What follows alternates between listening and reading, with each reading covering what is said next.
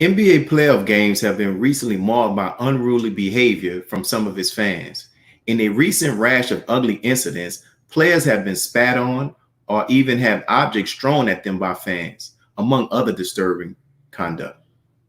The Brooklyn Nets star point guard Kyrie Irving walked off the TD Garden Court in Boston after his team's 141 and 126 victory over the Celtics in their first round series. A plastic water bottle sailed past his head just as he was about to enter the tunnel leading to the visiting locker room. The Philadelphia 76ers banned a fan from Wells Fargo Center indefinitely, according to a statement Thursday, after the incident involving Washington Wizards' Russell Westbrook in the Game 2 of their first NBA round playoff series Wednesday night.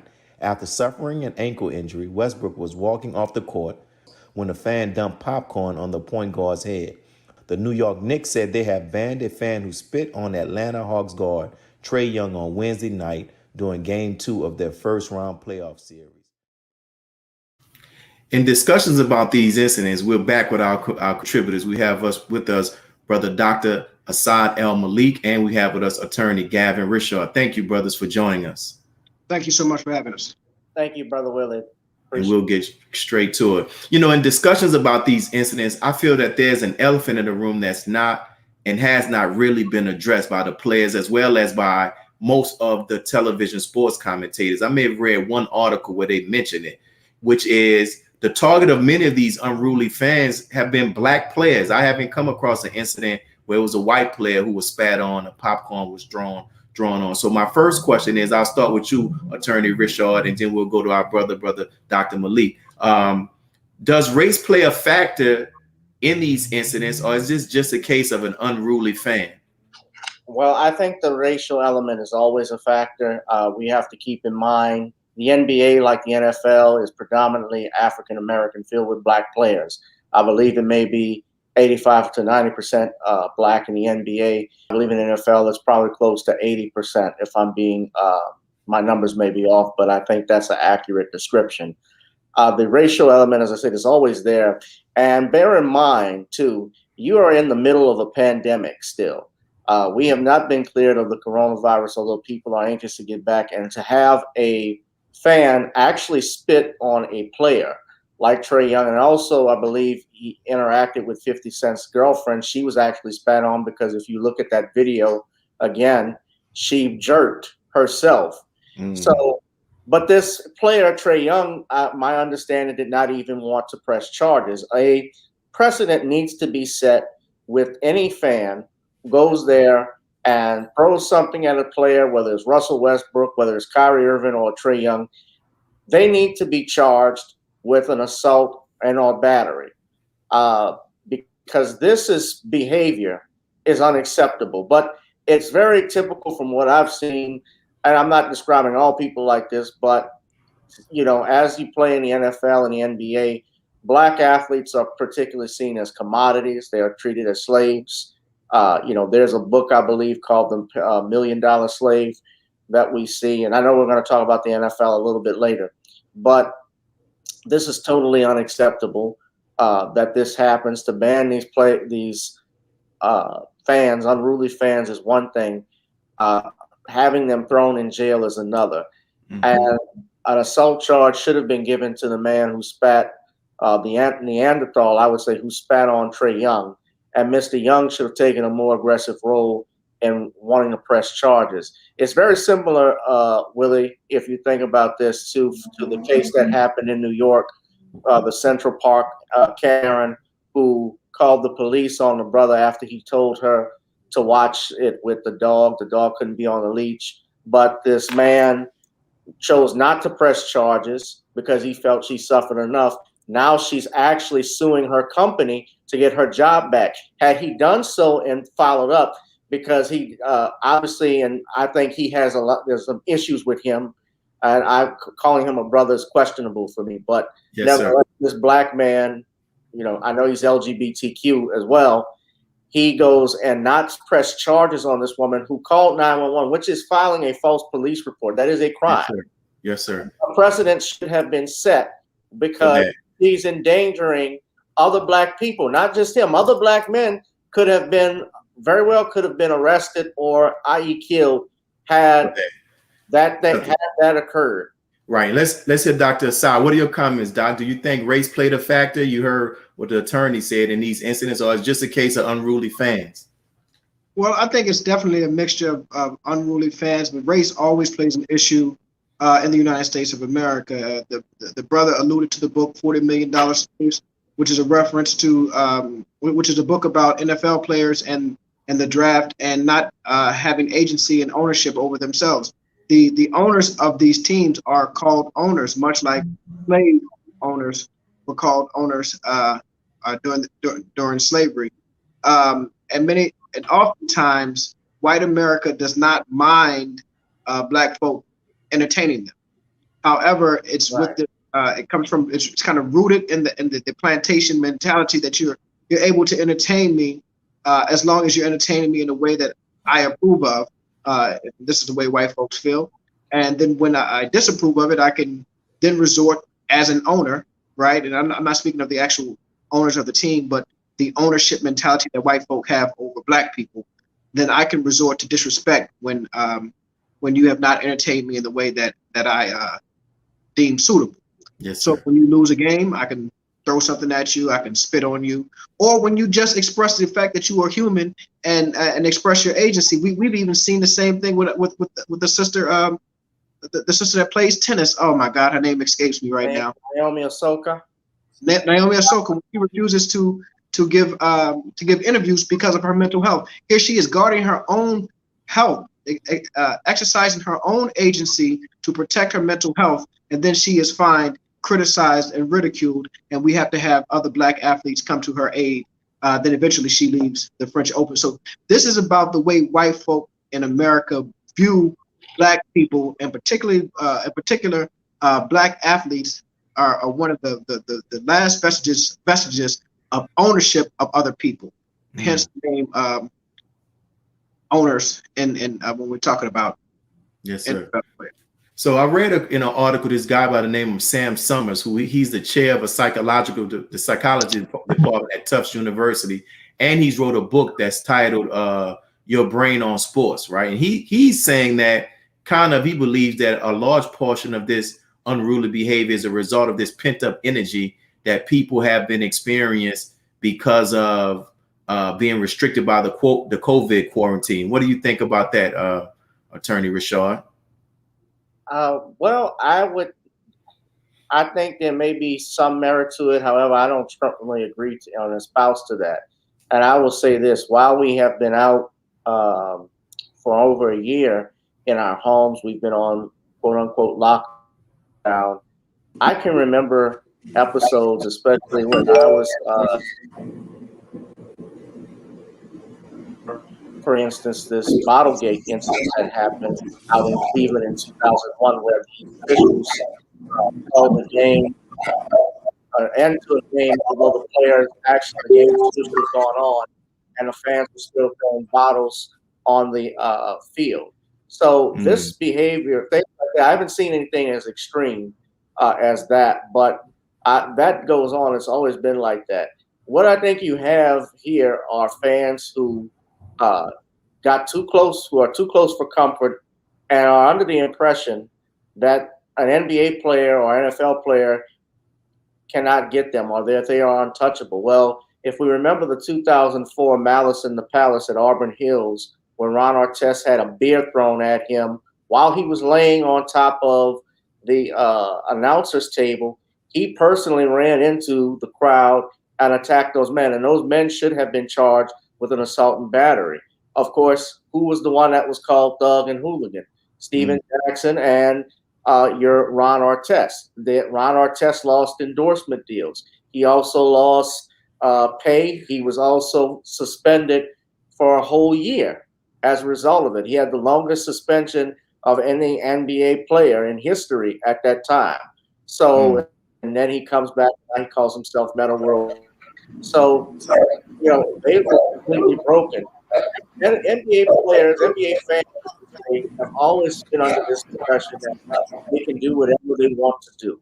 And Yes, like sir. I say again, when you buy a ticket, when you go to a stadium, there are provisions on that ticket that state that you can be ejected from a game for unruly behavior. But this has gone beyond unruly behavior. When you spit on someone, that is a crime. That is a battery. And of the COVID-19, like you. certainly, I think penalties could be stricter for stuff like that. And I'm glad that you led on that point, because we're almost to our break with Dr. Asad. You know, we heard where the attorney talked about there should be stricter penalties, there should be legal ramifications and criminal charges that are actually posed. One was done so in Boston. So, brother Dr. Asad, so the NBA banned the unruly fans, but do you think that, you know, that the league's response is it enough to deter this type of behavior in the future? Well, I'm not sure how much the league can actually do when it's thousands of people and you have, you know, one or two unruly individuals who seek to, you know, be disrespectful and, as the attorney pointed out, break the law by spitting on someone or throwing about them. I think banning them is about as far as the league can go. Maybe reinforcing the rules and regulations at the beginning of a game, and ensuring that security acts swiftly to deal with any individual that is unruly in the league. I think, as the attorney pointed out, all players who are assaulted in such manner should be pressing charges, because it sets a precedent that they will not be that their agency will not be dismissed nor diminished. You know, there should be some legal ramifications as it relates to these type of actions. Wow, that's interesting. Any other closing, briefly, attorney? Any other closing thoughts on that? Yes, what the doctor is absolutely right. The NBA can't arrest anyone. They have no authority to do that. The most that they can do are suspend any unruly fans, or to suspend those fans that do such behavior and not invite them back again. That was the case, and that was done in 2004 when David Stern was the commissioner of the NBA. But like I said, precedents need to be set, Brother Willie, because if they keep getting away with doing stuff like this, you're going to have an event, I think, even worse than the Malice in the Palace. Because Russell Westbrook, if you look at that clip, he actually was going to go in that crowd with a twisted ankle. He was that hot over that. They're going to mess with the wrong one. Wow. And we thank you, both of you brothers, for your comments regarding this particular issue about these unruly fans. So what we're going to do now, we're going to pause for our announcements from our sponsors. And when we come back, our contributors are going to talk about the NFL ending this practice of race norming. And we'll be right back after these announcements. Be a part of the force that powers truth in journalism. Go to nnvnews.com/donate.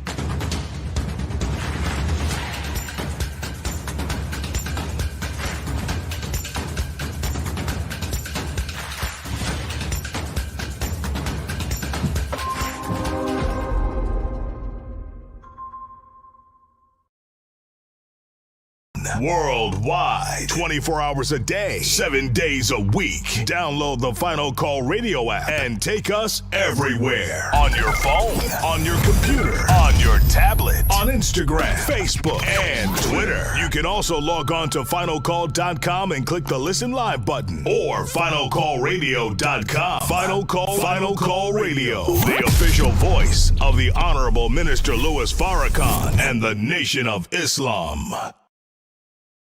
Please share your thoughts with us in the comment section below. Follow us on social media at NNV News, and please subscribe to our YouTube channel at National Network View. I am Anissa Muhammad with nnvnews.com.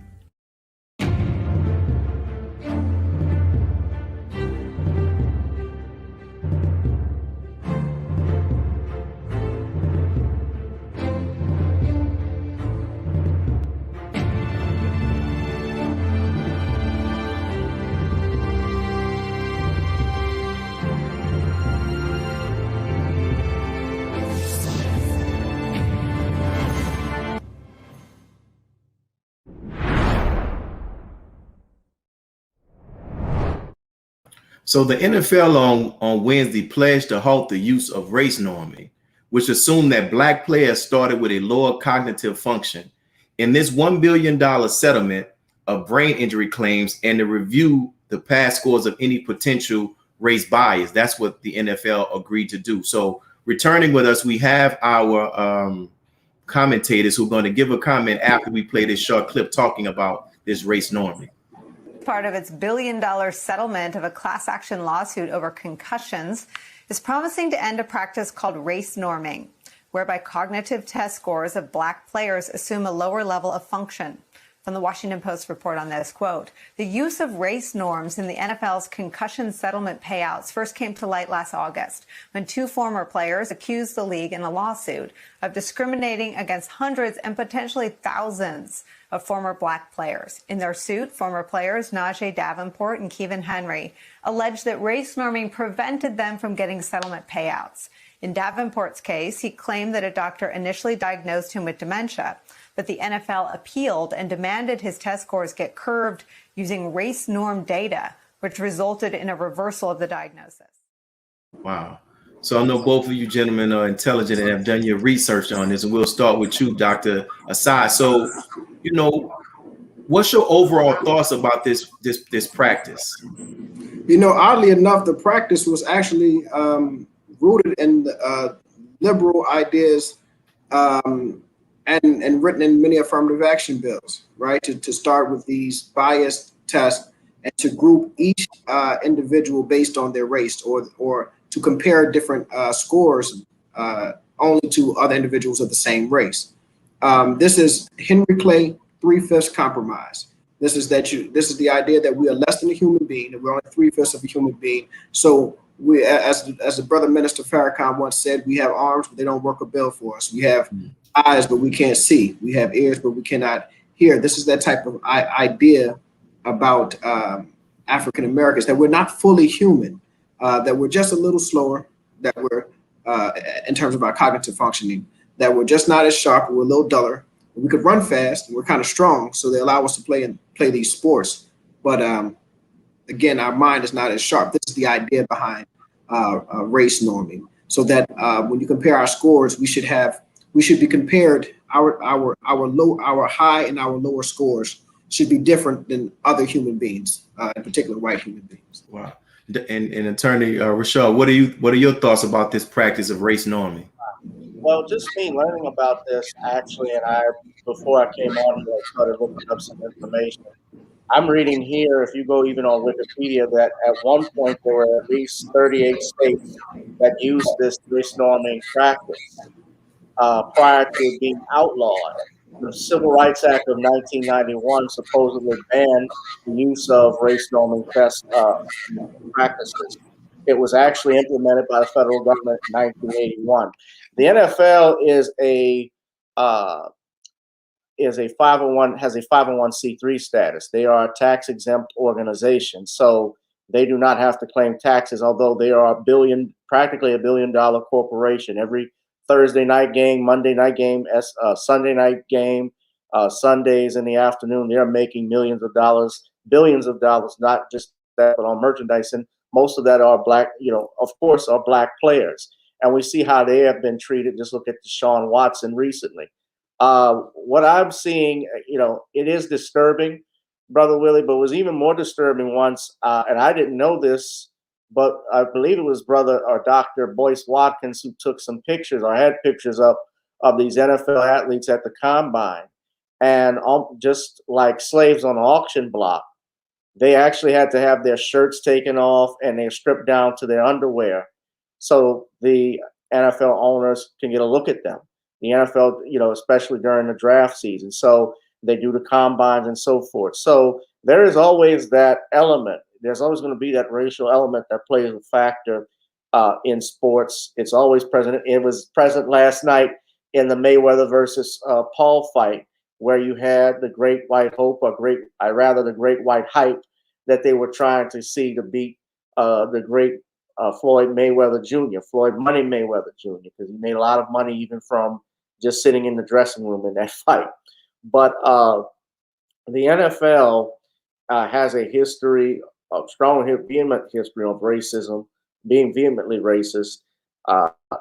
You know, seeing this information that they just now ended it when it was outlawed by the feds, what 30 years ago, shows that they are not ahead of the times. They're rather far back behind. We still don't have a black NFL owner. The great Walter Payton, who played for the Chicago Bears, tried to be an owner after he retired in Jacksonville, but they chose not to give that to him.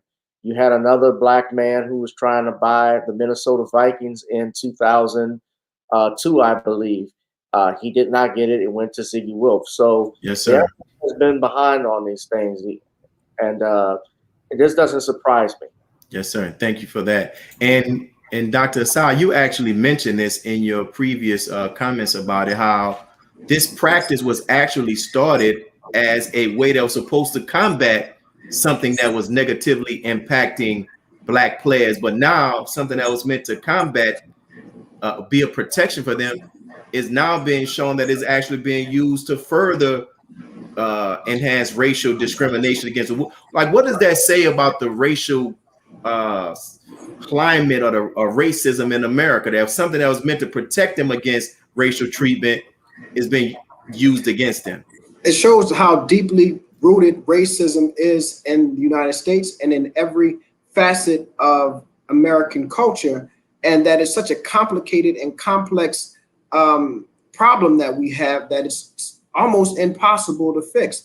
And if we can get back to the NFL and their decision, keep in mind these players were seeking damages for brain injuries that they suffered while playing in the NFL. One individual goes to a doctor and the doctor says, yeah, he has dementia. The NFL comes back and says, no, you have to apply these racial norming ways of assessing his cognitive abilities, which then says, okay, he didn't have dementia. He's just a regular black person, right? That's ultimately what they're saying, is that one doctor said his cognitive functioning was at the level to where he looked like he had dementia. And the NFL came back and said, well, no, if you apply racial norming and understand that his cognitive function should be in this range because he's black, then he doesn't have dementia. He's just black. So we really think about how deep this particular situation with the NFL is. They have basically, diminished our ability as African American, or that African American, and said that his functioning was equal to that of dementia in any other race of human beings. Wow, and that is wild, man. That basically they just, when you read the reports, they're basically saying that they're dumb. That's what they're basically saying. And what's interesting, and we'll come to you on this one, Attorney Rashad, then we'll close out with our brother Dr. Malik. While this is going on, while Colin Kaepernick while he was just persecuted for the stance that he take, and on the heels of the NFL talking about we're embracing the Black Lives Matter, you had the NFL players talking about it, and everybody agreed to hold arms in the middle of the Super Bowl. So with that being said, the question is racial equity attainable in this society for black people? We'll start with you, Attorney Rashad, and then we'll close out with Dr. Malik. Gotta unmute your mic, my brother. Look like he's froze. We'll come back. Well, Dr. Malik, we'll come with you. So is racial equity?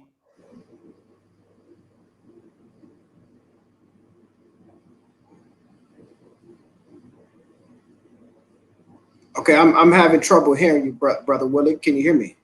So my bad. I apologize. So is racial equity even attainable in this society?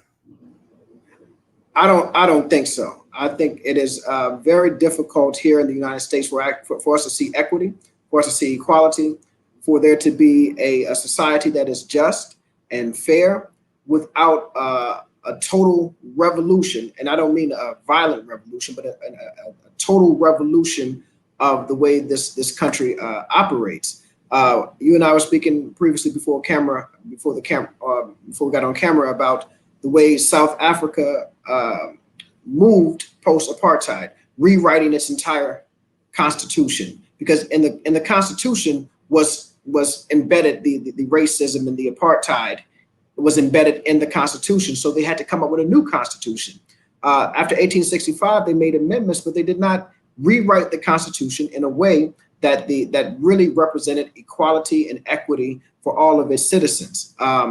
So I'm referring to now the United States. So I think it is really impossible, a very difficult task. Let me say that. It's a very difficult task for Black Americans and other people of color to actually live in a society where we will actually be valued, where we will actually understand that we have access to justice, that we have agency, and that we live in an equitable society, as long as things exist the way they exist now.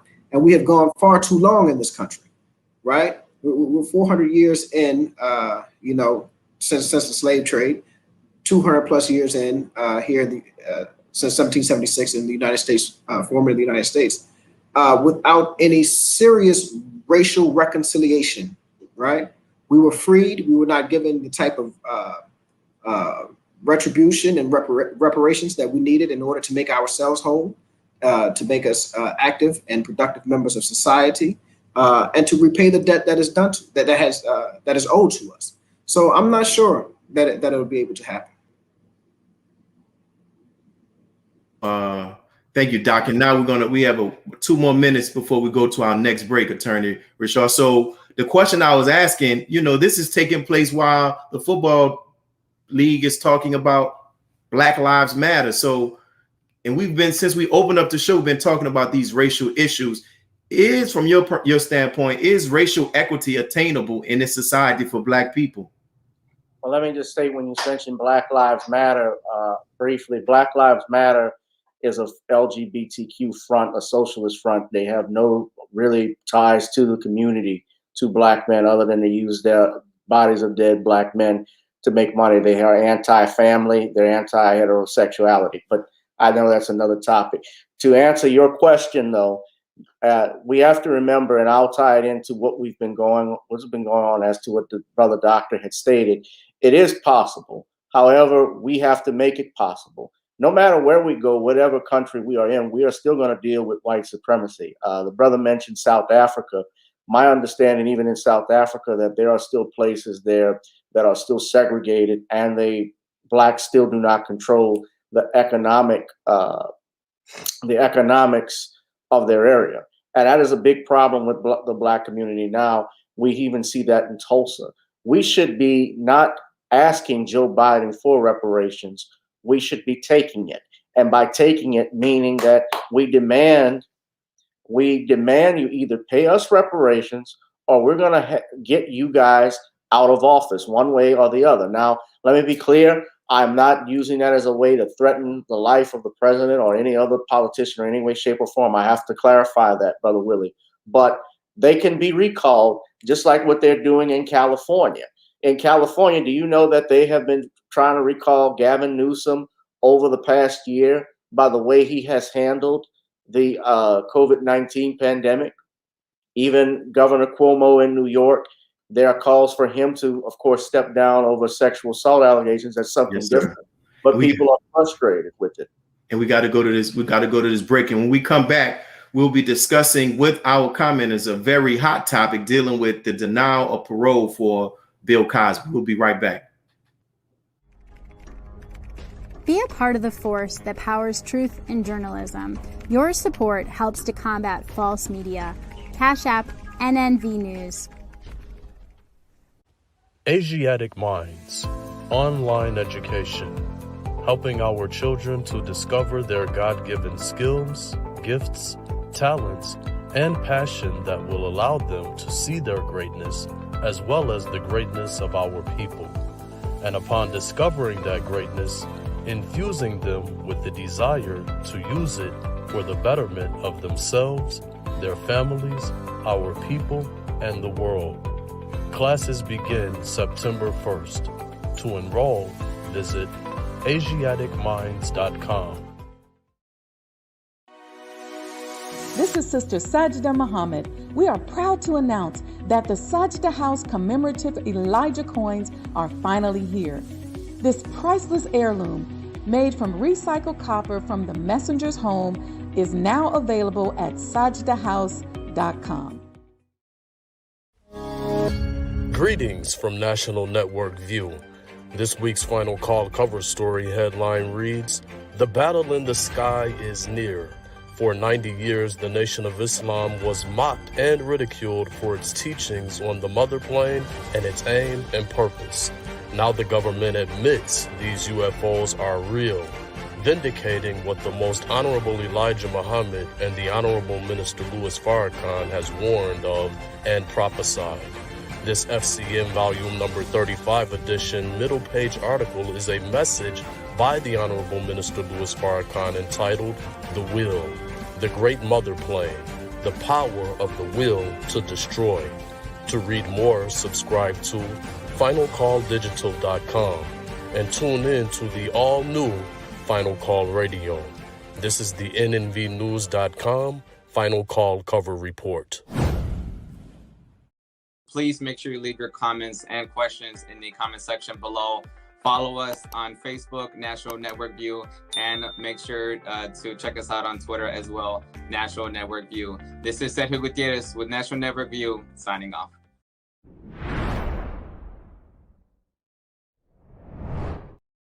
So entertainment legend Bill Cosby recently was denied parole at the Pennsylvania prison where he was been incarcerated since 2016, and he's serving a 3 to 10 year sentence for aggravated sexual assault. The Pennsylvania Parole Board denied the 83-year-old actor and comedian producer, according to reports, for a few reasons, as it shows in this clip. The board cited a number of reasons for its decision, including that Cosby must complete sexual violent predator courses. A spokesperson for Cosby says the denial is not surprising, but Cosby continues to proclaim his innocence and remains hopeful his conviction will be vacated. Cosby was convicted on sexual assault charges in 2018. He was sentenced to 3 to 10 years in prison.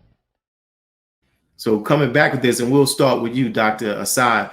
You know, what are your thoughts? Even though he proclaims his innocence, should Bill Cosby still have to participate in these institutional programs as part of the requirement that can even see if he'll be eligible for parole? You know, I think Attorney Gavin may correct me on this, but I believe he's up for parole. I mean, not parole, he's up for appeal.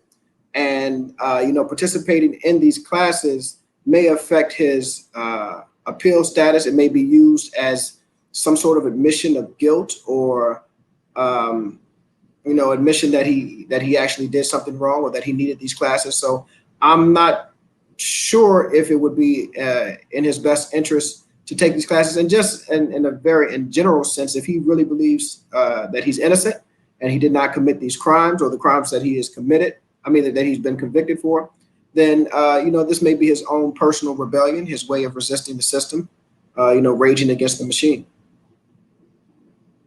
I know you've talked about this a lot online and everything. So what are your thoughts? Well, Brother Doctor, you are correct. Had Bill Cosby actually met with the parole board, it could hurt his appeal chances. His appeal has been pending before the court since December, when oral arguments were heard on December 1st, 2020. To do a parole here, for him to go to parole, he would have to undergo counseling. He would basically have to show remorse for something that he claims he did not do. And if he is guilty, he would have actually, in my opinion, legal opinion, he would have actually gone ahead and done this so he could hurry up and get out. An innocent person would not do this unless they were just trying, they actually did it, or they were trying to get out early. And he has stated publicly that he is willing to do his whole time because he's not going to admit to something that he did not do. This case from the beginning, Brother Willie, should not have even been brought to trial. Let's start with that. There was an agreement by the opposing district attorney, the prior DA, Bruce Castor, who stated in an affidavit that he had agreed that Bill Cosby would not be prosecuted for allegedly assaulting Andrea Constant. He did not believe Constant's story. There was inconsistencies. Ms. Constant even admitted on the witness stand that she had moments where she was intimate with Mr. Cosby prior to the assault, that alleged assault that happened. She actually went back to his house again, even after the assault occurred. This current DA, Kevin Steele, actually ran on a campaign promise that if he got elected by the people of Montgomery County, he would go after Bill Cosby. The judge in the case, Stephen O'Neill, he allowed 5 prior bad act witnesses to testify, and that's one of the appealable issues that we have here, who had not only questionable backgrounds, but some of them they were outright criminals. One lady had a perjury charge against her. You had Janice Dickinson, who was allowed to testify, and yet she had a pending lawsuit. All of these women had pending lawsuits against Bill Cosby, which should have affected their credibility to testify. Why? Because they have a pecuniary interest in the case. So it should have never been done. It should have never been brought up. And for an 83-year-old blind veteran, let's be real, because we all talk about how we love our veterans, to be sitting in jail with the slimmest of evidence. There has been no rape kit, no toxicology report. The only thing that we have gone on is the fact that people just don't like Bill Cosby. I have seen black entertainers who have thrown Mr. Cosby under the bus, Dr. Cosby under the bus, because they were upset the fact that he criticized black people about their acts and how they behave. And I actually have talked to some people who feel the same way, even though they don't care about the case or the evidence. They just think Bill Cosby is an a-hole. And I say to them, well, if that's the case, then half the country, we have 350 million people in the United States, then nearly at least 170 million people ought to be locked up, because a lot of them are a-holes too. If it were legal to be an a-hole, illegal to be an a-hole, a lot of people would be locked up. This is a man who has contributed more to our historically black colleges and universities than any other celebrity outside of Michael Jackson. I have spoken, and I know we got to run, but I know Tom Mesereau, who was Bill Cosby's attorney. He was Michael's attorney. And you go online to my YouTube channel, GBoo2786. When I interviewed him, he has stated, and he's also been on record saying, that this trial was the most biased, unfair trial that he had ever been a part of in his 30-year career as a defense attorney. And Tom Mesereau is one of the best criminal defense lawyers in this country. He tries cases in the Deep South. And he said those cases, those death penalty cases, were nothing compared to being in that courtroom for the judge to allow outbursts from witnesses. This was the stuff that was going on. You have one witness was asking, do you remember me, Mr. Cosby, in front of the jury? This should have never been happened. You had protesters outside the courtroom where the jurors could see this. You had one juror allegedly who said, we can all go home, he's guilty, during voir dire. The judge asked him, did you say this? The juror did not confirm it, but he didn't deny it either. He could have been struck for cause. The judge was stacking the deck in this case, Brother Willie. They were allowing this. And mainstream media was just as much as a culprit in this matter. Yes, sir. And we'll get ready to close on this question. You touched on it. You talked about the contribution and the effect that Bill Cosby has had on America, white America, and even black America. And I'll ask you about this, Dr. Asad. So we know that his show, The Cosby Show, Even Different World, that these programs have positively affected not only black, but also white. But as a result of his conviction, these shows have been pulled from mainstream America television. There are no reruns. Do you think that was a fair decision for them to make with his shows? Oh, absolutely. It's unfair. It's totally unfair to the other cast members. Bill Cosby was not the only cast member. In fact, he was not even a cast member on A Different World. The pulling of Bill Cosby's Cosby Show and a Different World is really about the images that Bill Cosby portrayed over the years throughout his shows. Very positive images, successful black people, a loving family, a strong black lead, a father in the Cosby Show who was also sensitive to his wife, a very good father to his children. See, these images don't, they're not conducive to the type of stereotypes that they would like to paint about African-American men. So yeah, it definitely was truly unfair to pull The Cosby Show and A Different World from the streaming services. But keep in mind, Different World never got the type of accolades that it was supposed to get, even when it was on TV. this is one of the greatest TV shows, in my opinion, even a better show than the Cosby Show itself, because of its cultural impact on African Americans wanting to attend historically Black colleges and universities. You know. Wow. And we thank you both of you all gentlemen for the commentary that you gave. And we also for those who are watching, our brother attorney Rashad has a show that's on YouTube. Attorney, can you briefly tell them the name of your show and when they can watch it? Sure. I do a live stream every Tuesday, Thursday, and Sunday on channel GBoot 2786 and my self-entitled page, Gavin Richard. It's called Random Topics. We do random topics with special guests. I've had author Sean James. The Honorable Judge Joe Brown has stopped by. I'm actually going on a show with him tonight with brother Bernard Johnson, King BJ Johnson, who has a show. So you guys can check me out there. Yes, sir. And our brother Dr. Asad Malik. He and his family will be relocating to South Africa, but you also have a YouTube page, right? And you talk about your experience. Can you talk about that so people can go and check it out? Yeah, it's Asad El-Malik on YouTube, and it's really just our experiences traveling to South Africa as well as different places. My family and I, we like to travel, and it's about our travels. In fact, it's the name of the show is called A-Team Family Travels, and details our experiences moving around this world. Well, and definitely, and hopefully we'll be able to bring you back, man, and we'll have a show where we'll speak just about that whole process, just the different sides of it, because it's definitely something as Black folks we definitely need to consider. Thank you all, brothers, for tuning in and joining us at this time. We appreciate your commentary, and we also thank our guests for tuning in as well. So make sure that you subscribe to National Network View. Please share your thoughts with us in the comment section. Please encourage people to tune in to watch these shows and the commentary that the content that we're providing. And please subscribe to the YouTube channel. We thank those who have made it possible for us to have 1,000 subscribers on YouTube. We want more. This is your brother Willie Muhammad with National Network View News. Peace. Be a part of the force that powers truth in journalism. Go to nnvnews.com/donate.